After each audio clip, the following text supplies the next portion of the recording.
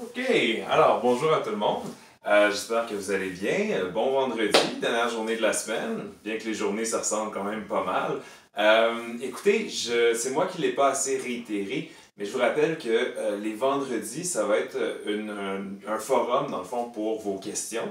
Donc, vous avez jusqu'à vendredi matin pour me les envoyer. Ça peut être sur l'actualité. Encore une fois, je regrette que ça soit autant le coronavirus, mais ça peut être la politique, ça peut être l'économie, ça peut être, bon, on va en parler ensemble. Ça peut être évidemment sur les présentations que je fais durant la semaine, donc dans ce cas-ci, les mouvements des droits civiques.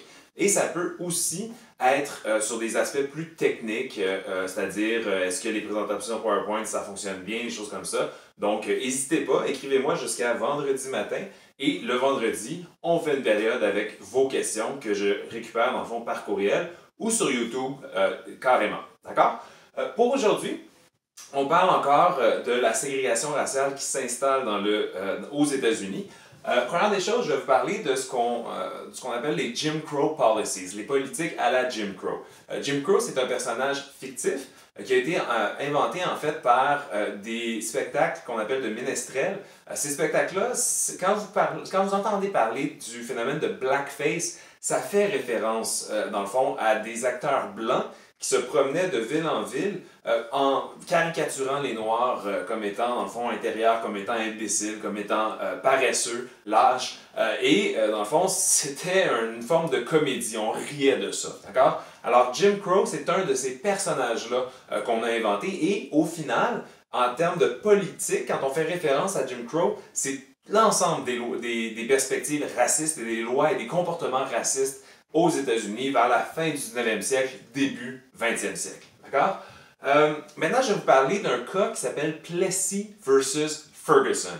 Plessy versus Ferguson, c'est un cas légal. Aux États-Unis, souvent, on va déterminer les deux parties qui s'affrontent pour faire école de ce cas-là. Donc, ça passe dans les livres de loi comme étant ce jugement-là, Plessy versus Ferguson. Homer Plessy était un homme noir à 1/8 de descendance afro-américaine, donc il était plutôt pâle, on pourrait dire. Mais vraiment, la société de l'époque déterminait entre colored ou white. Donc, si vous n'étiez pas blanc, par définition, vous étiez colored. Essentiellement, M. Plessy, qui était quand même un homme d'affaires avec, je dirais, une certaine aisance, s'était acheté un billet de train dans l'État de la Louisiane en première classe. Et il faut comprendre qu'à l'époque, la première classe aux États-Unis n'était réservée qu'aux Blancs. Et donc, ce qui s'est passé, c'est qu'il se présente en première classe, il demande, dans le fond, à avoir accès, dans le fond, à la voiturette de première classe pour laquelle il a payé, et on lui dit, non, non, vous êtes noir, vous allez dans la voiture réservée aux Noirs. Il va amener ça, donc, en cours de la Louisiane, en cours de justice, et le juge Ferguson va en fait dire non, non, les lois, c'est si vous êtes noir, vous allez du côté des voitures noires, même si vous avez payé votre billet pour les blancs, pour la première classe. À partir de là, va s'instaurer la philosophie et la politique de separate but equal. Okay? C'est-à-dire que le juge Ferguson, dans son jugement, va dire tant que les installations sont de qualité équivalente, il n'y a pas de problème à diviser les installations entre pour blanc et pour noir.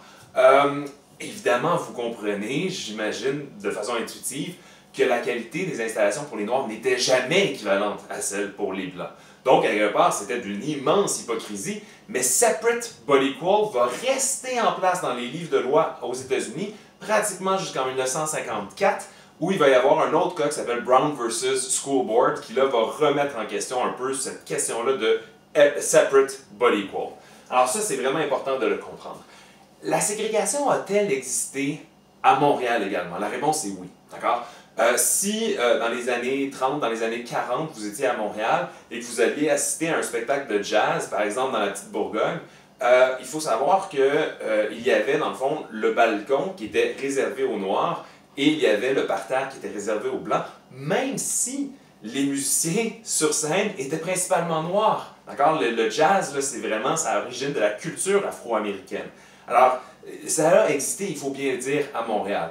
Dans les États du nord des États-Unis, il faut quand même admettre que dans les années 30, 40, 50, il y a de plus en plus, dans le fond, une libéralisation, où de plus en plus, on se détourne vraiment dans le fond, de la ségrégation raciale, mais c'est dans le sud des États-Unis que vraiment on va maintenir ces institutions-là très, très, très fermement ancrées. J'ai passé vite également sur le Ku Klux Klan. Il faut comprendre que c'est une organisation secrète qui va émerger des lendemains de la guerre de sécession. Et ce sont essentiellement des Blancs qui vont être, dans le fond, avec un drap blanc sur eux. Ils essaient de faire des raids anonymes, des raids punitifs vis-à-vis des Afro-Américains. Le Ku Klux Klan, pour le dire simplement, c'est vraiment, dans le fond, on essaie de remettre les Noirs à leur place. On a beau avoir perdu la guerre de sécession dans le Sud, on a beau devoir composer avec le fait que les Noirs sont maintenant libres, ces Blancs-là, dans le fond, s'organisent entre eux pour carrément soit kidnapper un Noir, soit le battre, le rouer de coups, et dans le pire des cas, et il y a eu de multiples instances de ça, il y a des pendaisons, ce qu'on appelle des lynchages. Okay? Sans autre forme de procès, on fait juste capturer un Noir et on le pend d'un arbre carrément. Et il faut bien dire aussi, la justice, le shérif ou bon, les autorités policières, assez souvent étaient complaisantes par rapport à ça. Je ne cherchais pas vraiment à aller au fond de l'histoire. En passant, une grande jazzwoman, Nina Simone, a fait une chanson qui s'appelle Strange Fruit. C'est dans ma présentation PowerPoint, la vidéo est déjà intégrée. Écoutez cette chanson-là, elle est, mon Dieu, vraiment poignante. Okay? Je termine rapidement parce que je pense que ma petite cocotte est sur le point de se réveiller. Écoutez, Jackie Robinson, très intéressant, premier joueur de baseball noir dans la Ligue nationale de baseball. Jackie Robinson s'entraînait avec les Royaux de Montréal. Okay? Dans le fond, il s'entraînait pour les Dodgers de Brooklyn, mais l'école de Brooklyn, c'était les Royaux de Montréal. Et Jackie Robinson, donc, va toute sa vie dire qu'il était très reconnaissant de l'accueil, dans le fond, que les Montréalais lui ont fait parce que il n'entendait pratiquement pas d'insultes racistes à son égard, ce qui était beaucoup plus le cas lorsqu'il était dans le sud des États-Unis. Et donc, allez voir le film, regardez sur Netflix, sur d'autres plateformes, le film 42. C'est votre petit devoir pour la fin de semaine. Très intéressant comme film, très bon film qui a été fait là-dessus. Alors, écoutez, passez un bon week-end. Ça va bien aller. Oh, salut. Pauvre maman.